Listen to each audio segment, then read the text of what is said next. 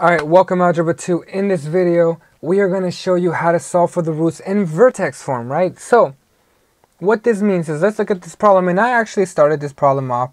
I wanted to use something that has some decimals in it, because I didn't want to always have problems that always use whole numbers, right? So let's look at something that looks maybe a little complicated, and we want to solve for the roots, right? So, nice thing is, because it's in vertex form, it tells us the location of the graph, right? Since this is x minus 2.5, well, that just means to go over 2.5.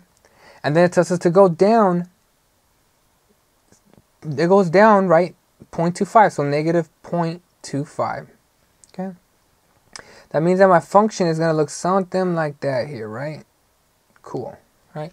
And we want to find the roots, right? We're trying to find when does it intersect our x-axis there, right? We want to find that intersection right there, right? So, just like before, we always ask ourselves, what is the y value at this location, at these roots? Well, the y value is just 0. So, we set our y value equal to 0, and we're going to get x minus 2.5 squared minus 0.25. All right, now that we have that there, we can go ahead and solve this problem, right? So, what can we do to solve this? Well, we just undo order of operations, right? We're going to move this over here. So, well, what do we do to move that over? We're just going to add. It's the opposite, right? 0.25. And so we're going to do plus 0.25. All right. And now we cancel this out right here, and we're going to get 0.25 is equal to x minus 2.5. Square. Well, what do we do to get rid of this square right here? That's right, we got to take the square root. We take the square root of both sides, and when we take the square root, we have to be careful because we are going to get a plus or minus, right? This is one of my favorite mistakes that I see a lot of us making, and so it's always good to just go over that and make sure we can not have that occur. All right, so now we go over here. Let's go ahead and do the square root.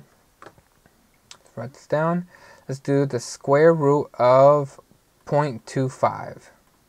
It's 0.5. Awesome. So we're going to get, if we go ahead and do this here, right, what are we going to do? Well, we're going to get plus or minus 0.5. I want to use a different color because I'm not feeling that color. So let's go to something like purple. All right. So we're going to get plus or minus 0.5, right? Because that's what we just solved it, is equal to x minus 2.5. Okay, so now when we go to solve this equation here, right, because we have this plus or minus, I'm going to go ahead now and just break it up into two equations, okay? We're going to get 0.5 is equal to x minus 2.5, and then that's just the positive one, right? And now we're going to need to write it with the negative one. So we're going to get negative 0.5 is equal to x minus 2.5. All right. Last but not least, we go to solve this problem. We're just going to solve for x. So we're going to get plus 2.5 plus 2.5. And we're going to do the same thing here. Plus 2.5 plus 2.5. Okay. And now we just solve for this problem. And we're going to, these are going to cancel. So we're going to get x is equal to, well, if we compute this, this is just going to be 2. And now we go and do this over here. Well, these are going to cancel, and we're going to get, well, in this case, it's going to be 3. So pretty nice. It actually worked out very nicely for us to get 2 and 3 when originally it looked like it was going to be a crappy problem, right? Now, that means up here that these locations right here is 2, and right here, these intercepts is 3. This is our roots, okay? And now if we want to, now that we have these roots, we can, if we want, write it in vertex form, right? Well, this is positive, so it's going to be x minus 3, and this is going to be x minus 2, since the 2 is positive as well. So, pretty cool problem. There you go. That's how we can go about solving a problem like this, all right? You can stick around if you want. I'm feeling pretty happy, and I'm feeling like I want to do maybe one more problem, right? So, this problem may or may not work out, but we shall see. Let's go ahead and try something like y is equal to, let's do x plus 2 squared, all divided by 3. Yeah, I think this will be a cool problem. And then we're going to do minus, let's do minus 2. Okay, so we want to solve for the roots of this problem, right? Well, right? And if we want to solve for the roots, well, what are your y value?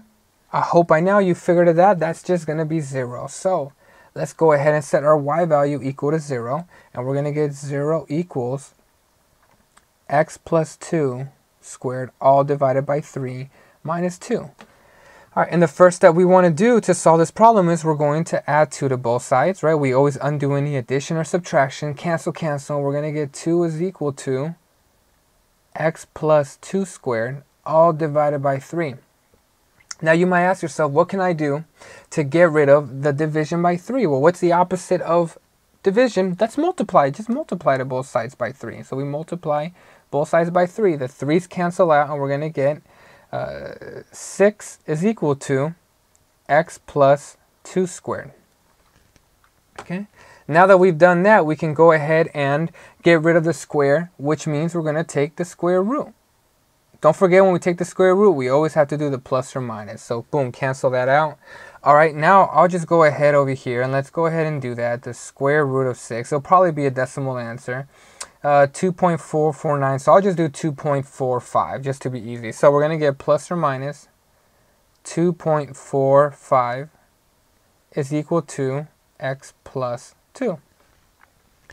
Now, just like before, all we have to do is just break these up into 2 equations, right? We break these up into 2 equations. We're going to get the positive 2.45, this is from this section over here, is equal to x plus 2. And now we're going to get the negative 2.45 is equal to the x plus 2. Okay. What do we do to solve for x? We subtract 2 to both sides. We subtract 2 to both sides, and we get x is equal to, all right, well, this is going to give me 2.45 minus 2 is just going to be 0.45, and negative 2.45 minus 2.45 is going to give me negative 4.45.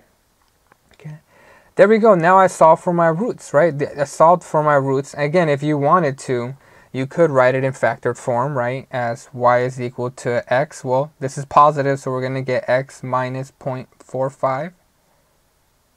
And then we're going to get x, well, since this is negative here, we're going to get the plus 4.45.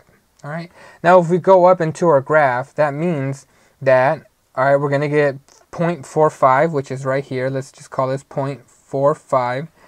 And over here we have negative 4.45, so it'll probably be somewhere over here as negative 4.45. All right, and that just means that our function is going to look something like that. All right, or it should look, right, this is our vertex point that we talked about should be over here. So it will more accurately look something like this here, right, where our vertex is right there and our roots that we just solved for are located right here at these locations. Cool.